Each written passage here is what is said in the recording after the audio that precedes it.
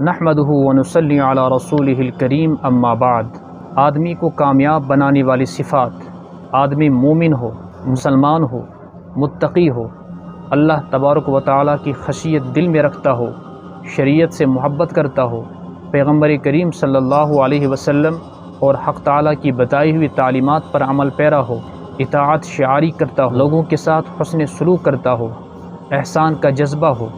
لوگوں کو فائدہ پہنچانے کا جذبہ ہو، سنت کا پابند ہو، داخلی اور خارجی ہر طرح کی ایمانی صفات سے اپنے آپ کو مزین کرے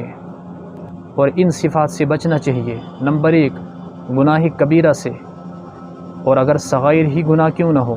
تو پابندی کے ساتھ اگر ان پر عمل پیرا ہو جائے وہ بھی کبیرہ بن جاتے ہیں۔ تو ہر طرح کے گناہ سے بچے، تکبر سے، غرور سے، نخوت سے، دل کی بیماری سے، حسد سے، عداوت سے، دشمنی سے، کینے سے،